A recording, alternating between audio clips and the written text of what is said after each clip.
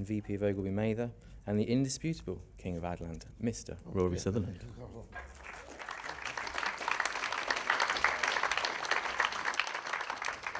Thank you very much indeed. Thanks ever so much. Just a very short talk, because I'm here really as the warm-up man from one of my heroes, Mark Lewis, who is, I think, in his efforts to found and refound the School of Communication Arts, has made one of the most important contributions to London Adland directly and more widely, the creative scene and the creative thriving of London that we've seen in quite a few years. And he, just to mention, there are a few people, in life I've come to really admire. One of them, as I said, is Mark. The other one was probably my early influence, which is when I was at university, there was a mature student who was studying architecture in the year below me. He was, at the time, I think, 45 years old, younger than I am now. But to my horror, looking back in retrospect, we all used to call him Gramps.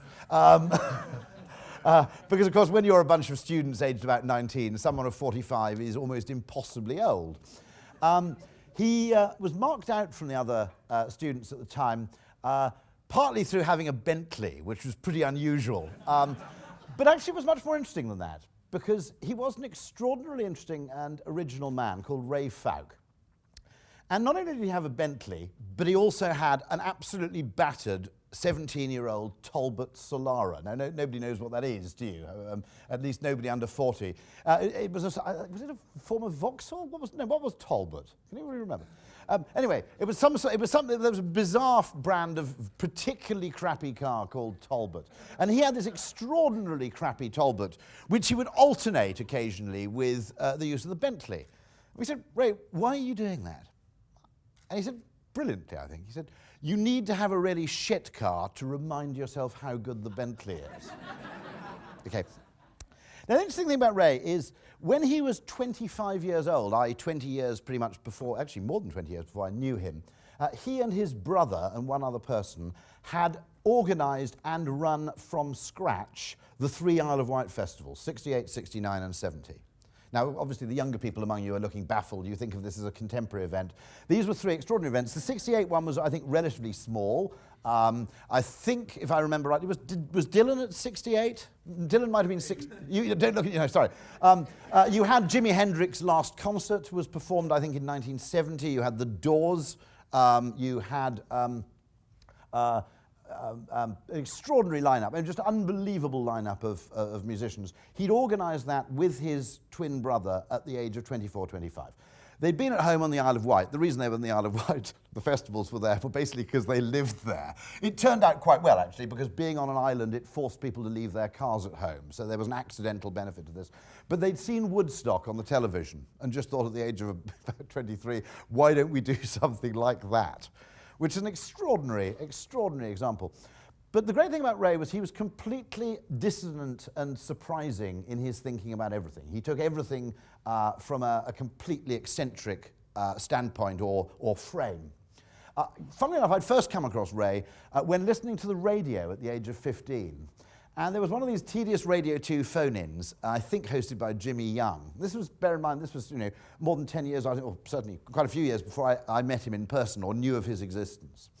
And about 25 people, as you can imagine, rang Radio 2 to say how terrible litter was and how people who dropped litter should be put in jail and how it was absolutely awful.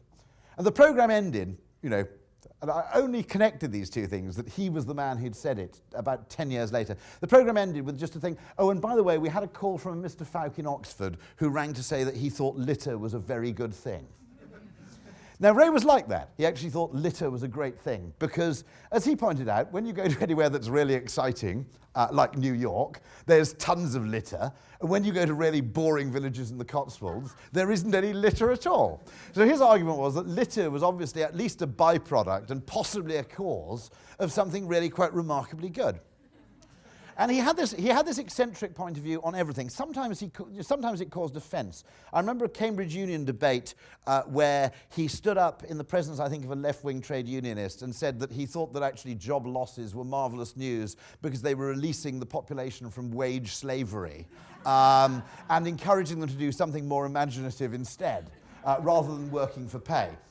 But actually, I've always held this view that actually, you know, whether you have one really crap car to remind yourself of how good your other car is, that actually Charlie Munger, Warren Buffett's business partner, puts it very beautifully. He says, always invert. Always imagine that the opposite of what everyone assumes is true may be the truth. And look for reasons for the opposite point of view. Because there's a very strong thing, those of you who know my obsession with behavioral economics will be familiar with this, there's a very strong thing called confirmation bias. We form a very early opinion of something and then we basically go around looking for corroborative evidence. That's why that phrase, you never get a second chance to make a first impression, is kind of true. Because we very, very rapidly form an impression of someone within about 7 seconds of meeting them. And if our first impression is lovely bloke or asshole, we basically just go around selectively hoovering up whatever evidence confirms our largely arbitrary first impression. Because life's just too damn difficult if we have to reassess everything all the time. This is very important, by the way, in the customer service business, if you're in the business of experience design, website design for that matter, which is the very beginning of an experience is extraordinarily important. There were some statistics I shared with Dan Ariely from someone who did customer satisfaction surveys for a large hotel in Memphis. And what they found was that pretty much all the impressions of the hotel, all the comments, were enormously conditioned by how good the check-in experience was. So if you arrived and there was a big queue in check-in and you had to wait for ages because there were, 50 people in front of you in a queue before you could get your room keys, you basically made a decision at that point that the hotel was shit and went around looking for reasons to believe it was crap. Equally, if you had a great check-in experience, you thought, I'm in a really good mood here, I like this place, and you went around looking for things to love. To be honest, our relationships with the opposite sex probably take much the same shape. But what was so interesting about that was that when people had a bad check-in experience, it wasn't just the questions like, what did you think of the service? Or, did you like the hotel overall? Which would reasonably be correlated with the check-in experience. Other utterly unrelated things like, what do you think of the quality of the food? Or in the most abstruse case, what do you think of the ice sculpture in the garden? Okay? Now, if they'd had a bad check-in experience, they basically replied, I thought your ice sculpture was shit. Okay? Now, that's really, really interesting. Always invert. And I've seen a couple of cases of this very recently where someone looks at something from absolutely the opposite point of view. Now, I don't expect everybody to share this opinion, but I think some of you should just hold this opinion experimentally for maybe half an hour every day and see where it gets you. Which is that actually, for anybody in a creative industry, the recession is actually rather like litter in New York. It's a jolly good thing. Yeah. Okay? Now let me explain this. First of all, if you look at inventiveness, human inventiveness in general, it always comes out of necessity or desperation, not abundance. The single most fertile period of innovation in terms of ideas and improvements and technical improvements the world's ever seen was probably the United States in the 1930s. If you look at statistics on which countries produce the most patents per head and the most really worthwhile research per head and as a proportion of GDP, it's the Scandinavians by some measure. And until the Norwegians recently discovered oil, when you think about it, the Scandinavians have got absolutely bugger all in terms of natural resources. You've got wood, okay? Has anybody, as a complete aside, has anybody watched that 12-hour Norwegian documentary on firewood? How many people? Seriously, if you want experimental footage, it's brilliant. I mean, about 8 hours of it just shows the fire burning, okay? With occasionally a hand coming in to place a log on top of the fire. It aroused a large number of complaints in Norway, not because it was boring. No, they were actually captivated by it. But a lot of people were scandalized by the fact that they saw the firewood being stacked bark down after the logs were split, and they were convinced it was much better to stack firewood bark up. And apparently in Norway, this is the kind of thing that really divides people. If you're looking for a fight in a Norwegian car park, that's the kind of thing that gets them going. But I'll go back to that point, that the recession is a good thing. Arguably, the reason Latin America is historically poorer than North America is precisely because Latin America had gold. North America didn't have anything, so they had to invent things. If it isn't necessity that's the mother of innovation, desperation will do. Fear, paranoia, all those things will kind of do. Now that sounds a really strange thing to say. Great films tend to be produced, actually. Great culture tends to be produced not at times of huge material abundance in many cases, but at least in situations of great uncertainty and confusion. But I'd like to say that one of the things I have noticed, now I don't know how many people share this opinion, but I've found generally as a creative person, the receptivity you get now coming up with creative ideas is vastly better than it was during that artificially engineered economic boom in the sort of 15 years in the run-up to 2008. Because actually, there are only really two ways to improve the world, one of which is to do more with more, which is, broadly speaking, the economist's solution. And then there's the creative person's solution, or the designer's solution, which is how do we do more with less? And of course, when you have absolutely abundant flows of artificial capital being generally spunked into the economy by bizarre banking mathematics, which makes no sense whatsoever, the need to do more with less isn't really there. The entire mentality is, let's do what we did last time and do more of it to a more extreme degree. Because after all, it's seemed fine for the last 2 years. Now, if you read the book Antifragility by Nassim Taleb, he makes the same point that I would make, although with far, far more intellectual justification, which is that frequent mild recessions are good for an economy. That economies, like human health, like most complex systems, are what he calls anti-fragile entities, which is they are strengthened by mild stressors. So his argument was that the whole Gordon Brown thesis of no more boom and bust is actually a recipe for catastrophe. That if you get continuous, uninterrupted economic growth for a period of 15 years, you haven't abolished bust, you're simply heading for a really, really big one. I mean, I met Nassim Taleb, and he makes some very strange points about human health, for example. He thinks that very mild smoking is probably good for you. Now, that seems completely eccentric as a viewpoint, until you realize that quite a lot of the reason that quite a lot of vegetables, for example, are healthy, coffee may be healthy, is of course that vegetables have evolved the ability to produce insecticides to protect themselves against insect eating. Caffeine, nicotine, and quite a lot of things you find in vegetables, plants, and leaves are actually mildly poisonous. The plants are not poisonous to humans, but they're poisonous enough to deter insects from generally consuming them. And that actually very mild ingestion of poisons fairly regularly is probably pretty good for us. And in the same way, in an economy, regular but relatively mild recessions are good for an economy. They purge it of businesses that shouldn't exist and should clear the way for better growth of better ideas. And also, you create a reliable feedback mechanism. If every stupid business idea succeeds and can find capital and funding from everybody for 10 or 15 years, how do you tell which ideas are stupid? Because they all seem to survive. Warren Buffett put it very beautifully. He said, it's only when the tide goes out that you can see who's been swimming naked.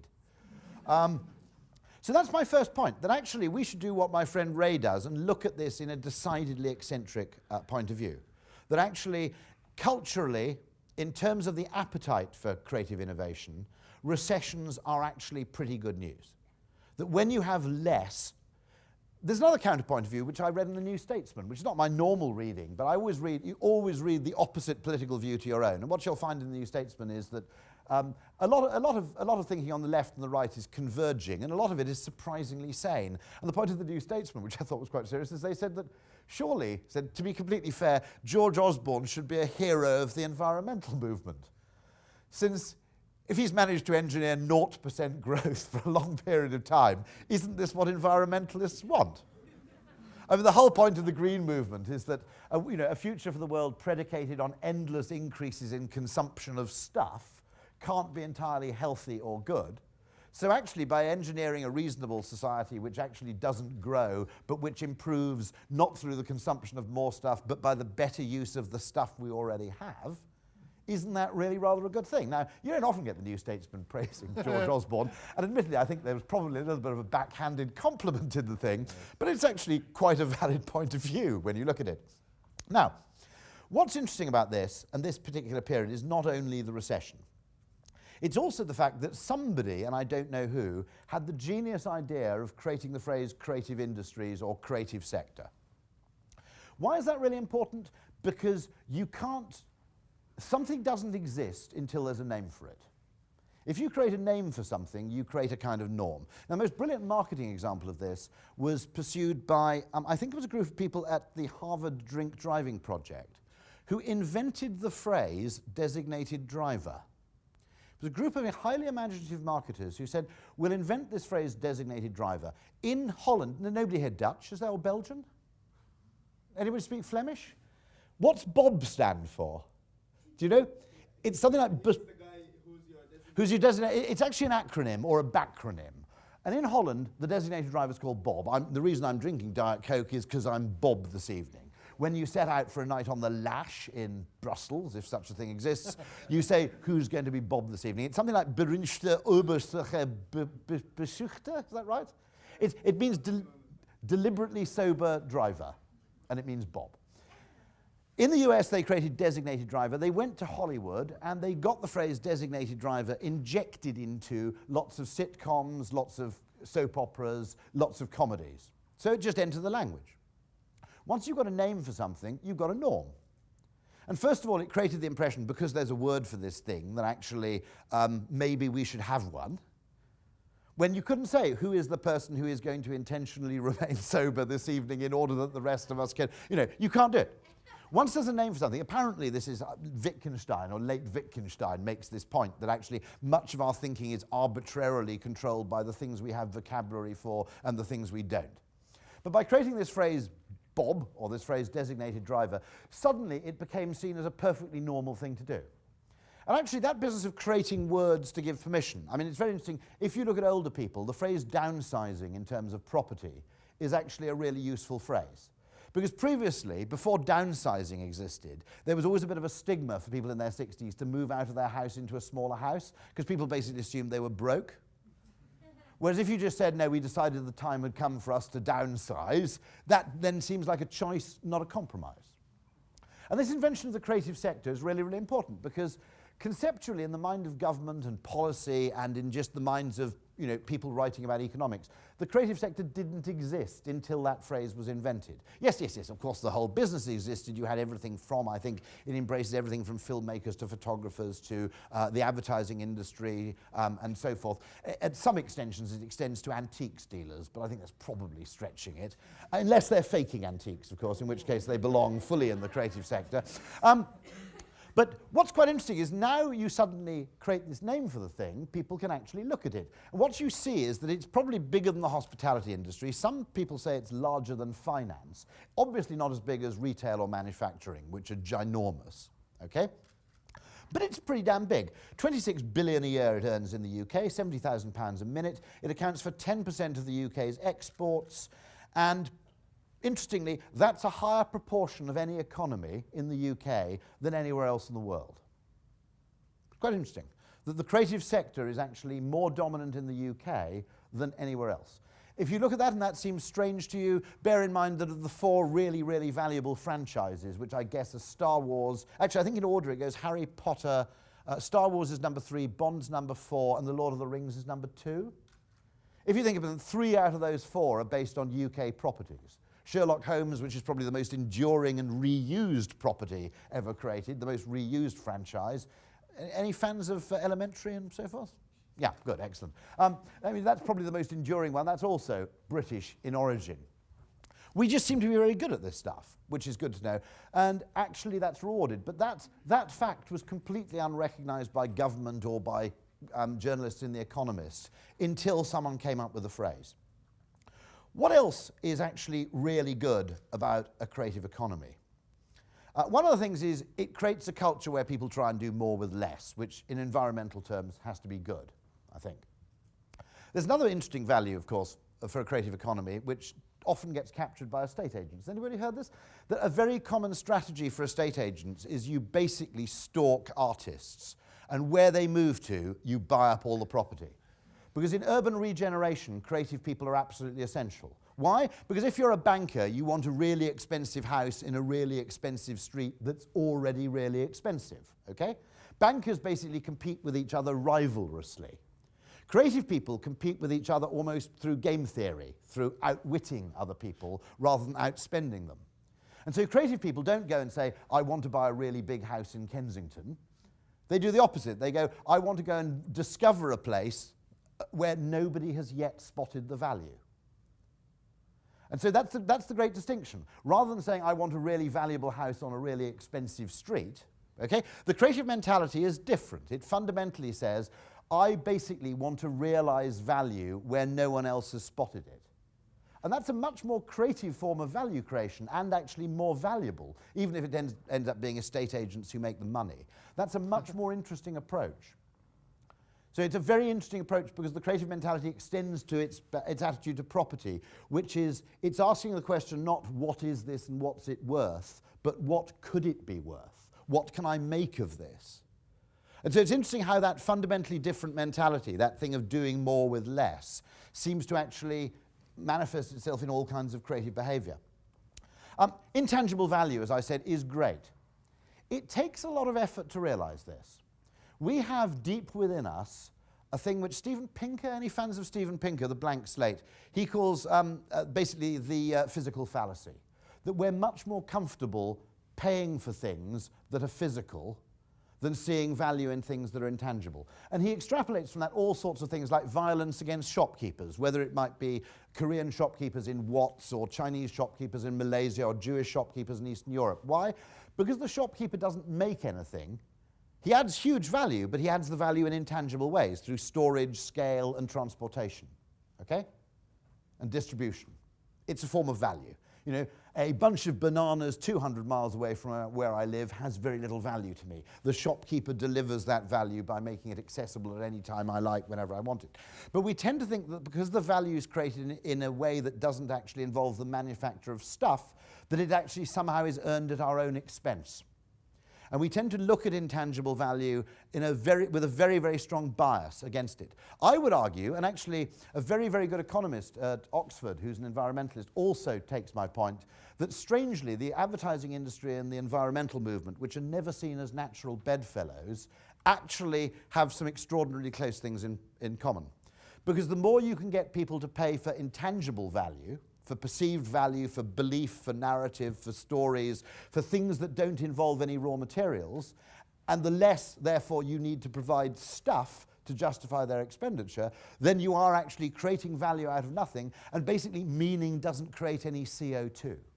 Perceived value doesn't create any CO2.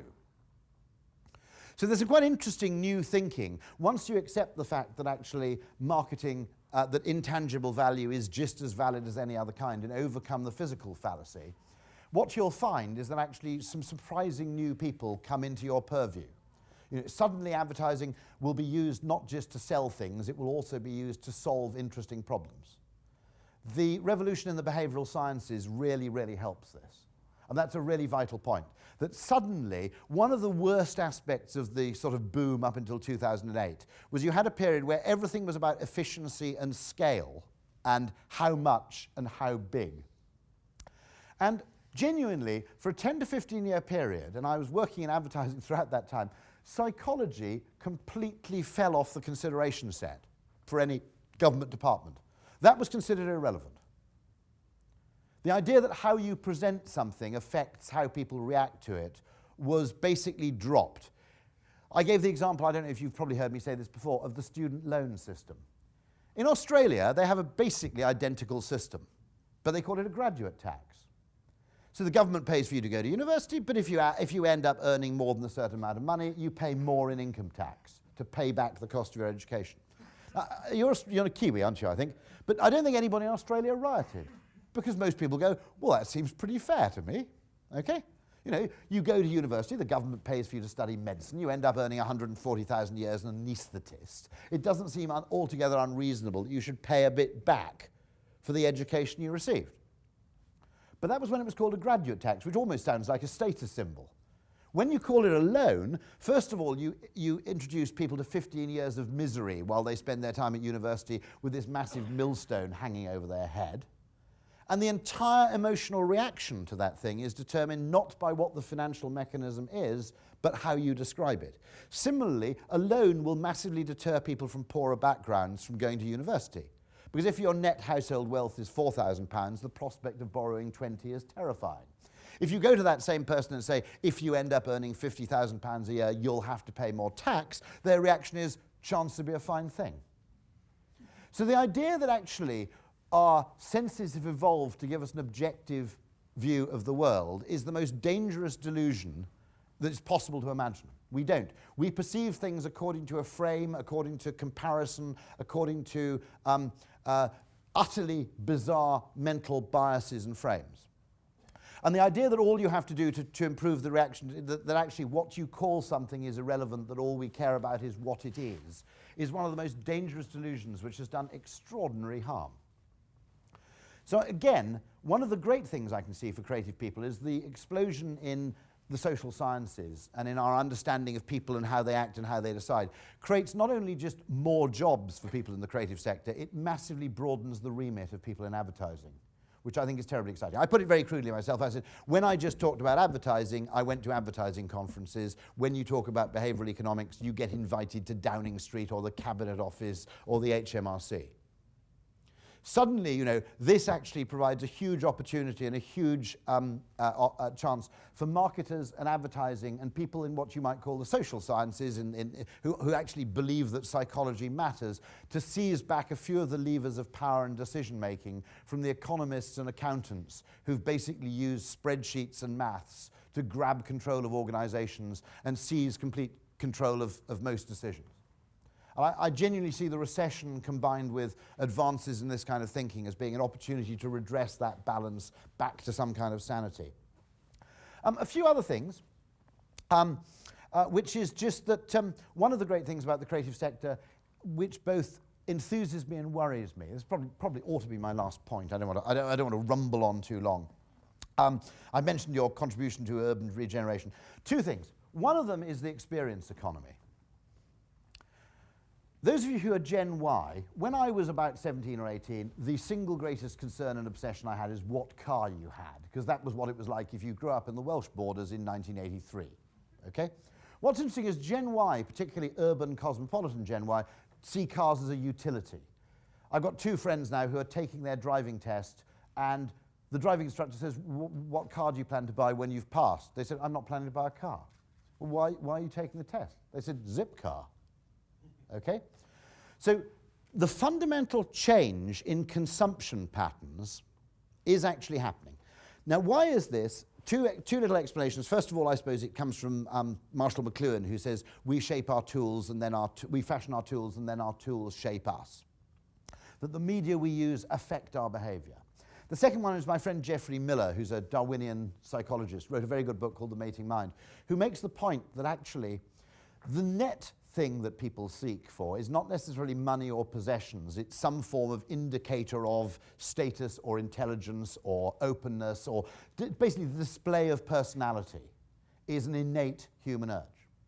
Now, as he said, interestingly, once you invent Facebook and you invent Twitter, it becomes possible to share experiences. So actually, whereas very few people remember this. Those of you who are over 45 will dimly remember this, that in the sort of 1960s or 70s, if someone went on a foreign holiday, they'd actually force their friends to come round to their house and show them slides, okay? Nobody really enjoyed it except the people who are showing off these things. But it was felt that the foreign holiday kind of warranted this kind of sharing.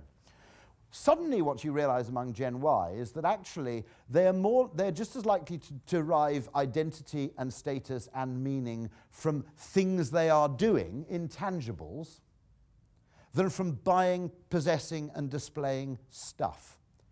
So whether it's attending events, I have to say, I think the behavior goes a bit too far when it comes to people posting on Facebook pictures of cakes they've made. Does anybody else think that's actually overstepped the mark? I don't want to see your cakes. May just be me. But actually, suddenly, the means they're using to signal are vastly more likely to involve intangible experience economy things than the purchase of stuff. And that has huge implications for, I suppose, consumerism, for advertising, but also massively for the creative industries, because they're using the products of the creative industries to signal and signify their tastes. So what we may see, because of Twitter and Facebook and so forth, and completely unintended by them, is a massive shift in consumption away from tangible physical status goods and towards what you might call experience and creative goods. So that's another reason to be optimistic.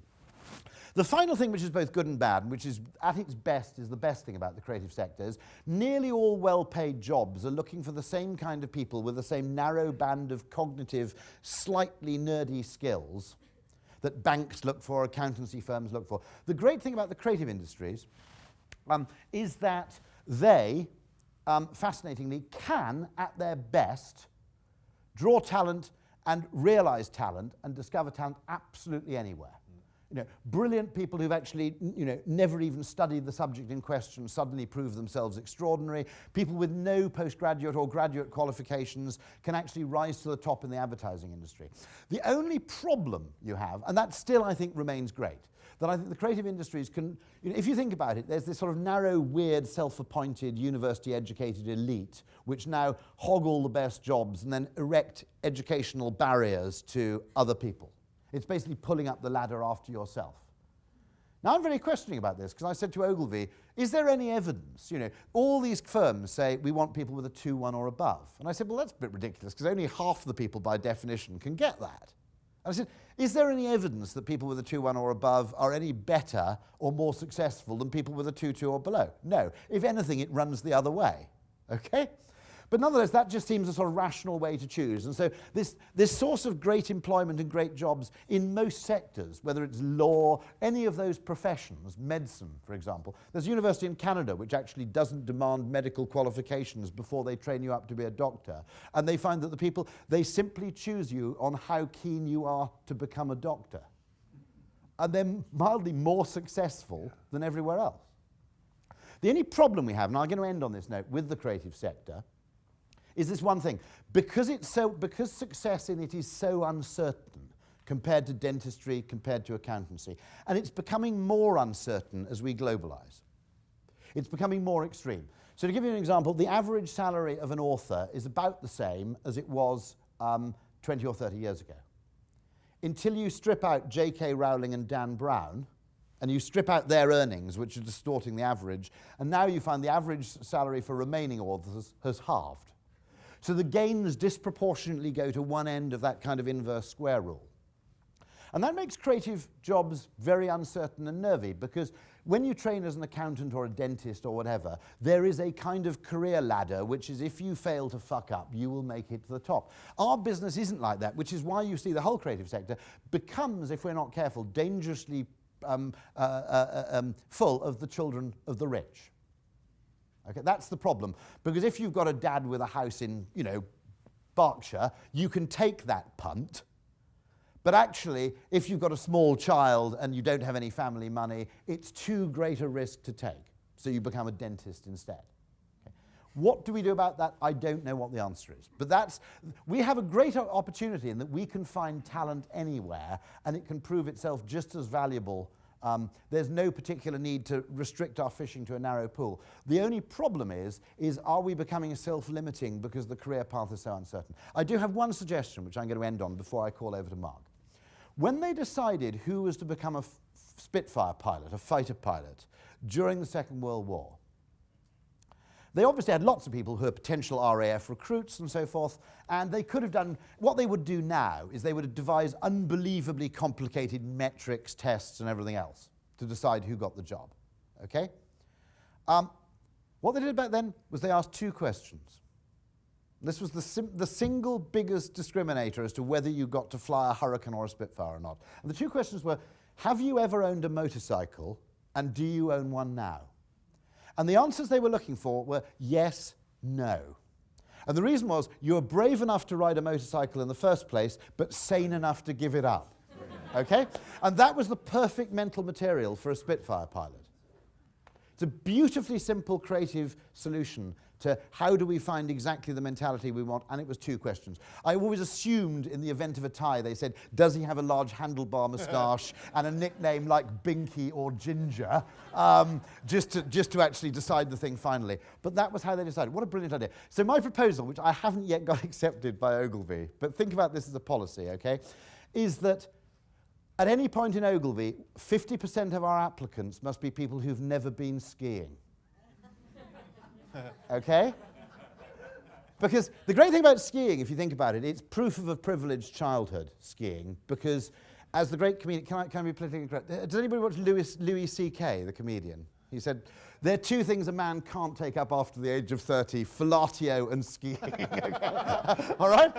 Now, so the great thing is the only people who ski are people whose parents paid for them to ski on the grounds that once you're my age, I'm Welsh, so you can't ski. I don't know why, it's just the rules, okay? It's just wrong. It's the sport of our Saxon occupying forces. We don't do it. Is that clear? Okay? Anyway, but it obviously is proof of a privilege. The other one would be horse ownership in female employees. If you've owned a horse at any time or a pony, sorry, we can only take 50% of people like you, which is a way of actually getting complete equality and opportunity and diversity in the workforce with one really simple question. Don't buy a horse anyway. It's an absolutely stupid attempt to combine a pet with a means of transport. Okay? If you've got the money to buy a horse, go and buy an Aston Martin DB9 and a kitten. Okay? Because the kitten's a better pet and the Aston Martin DB9 is a much better form of transportation. So while you're trying to combine these two things, it's like a sofa bed, okay? It's neither a sofa nor a bed. Don't do it. So I'm going to end on that, but one of the things I will say is that Mark, with his scholarships and his understanding that you need actually to create mechanisms that foster this diversity of intake, because the great thing about the creative sector is that it can find talent anywhere. It would be a tragedy if we had that huge advantage over banking and accountancy and everything else, and we fail to exploit it simply because the people we want are simply too frightened to apply. So the work that Mark's doing is miraculous and brilliant, and I commend it to you all. Thank you very much indeed.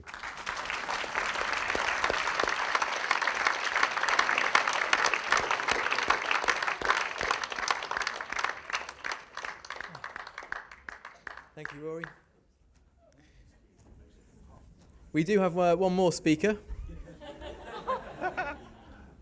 Several.